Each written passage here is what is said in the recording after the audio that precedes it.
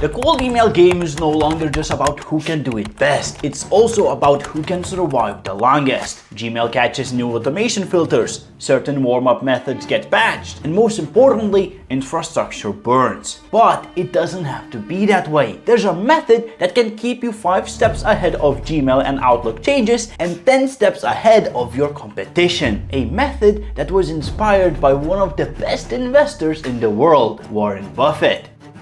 And in the next few minutes, I'll share exactly what this method is and how you can use it to save thousands of dollars in burned cold email infrastructure, as well as increase your deliverability rate. So let's begin.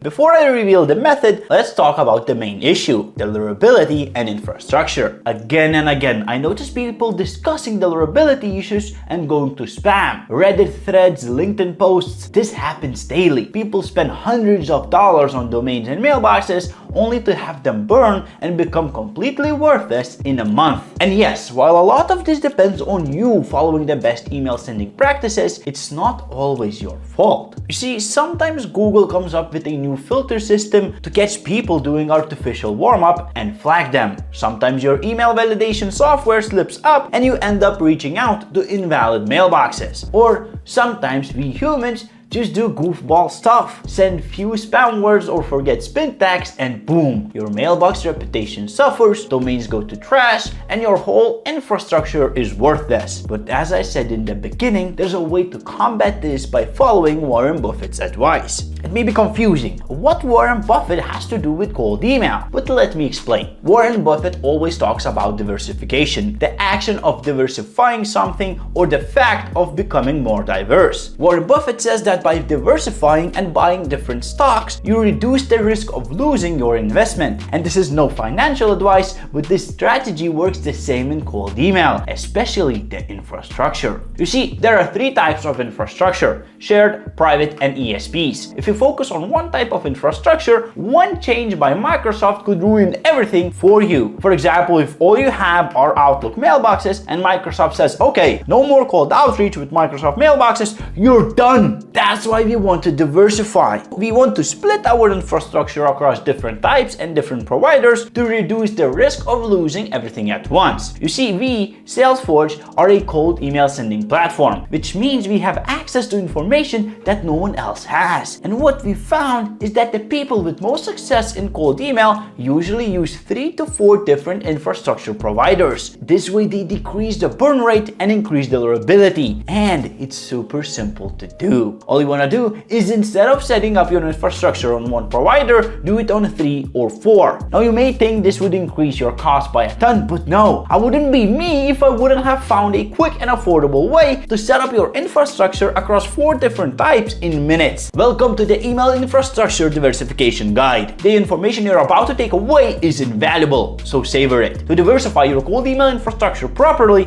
you want to have at least 3 options: shared, private, and ESPs. The best cold emailers do as follows. They set up shared infrastructure in minutes using MailForge, a tool that sets up domains and mailboxes automatically, following the best practices. Then they turn to InfraForge, private email infrastructure. Same as MailForge, it sets everything up in seconds just on private infrastructure. And if you're hardcore, you can get even extra IPs to diversify further. And lastly, PrimeForge, a way to get Google Workspace and Outlook accounts for half the price, set up for cold email in minutes. And this completes the diversification process. You can now consider yourself safe and ahead of the competition. But that won't last long if you don't follow the best email sending practices. That's why this video should be the one you view next. It was me, Sam. Have a good one and peace.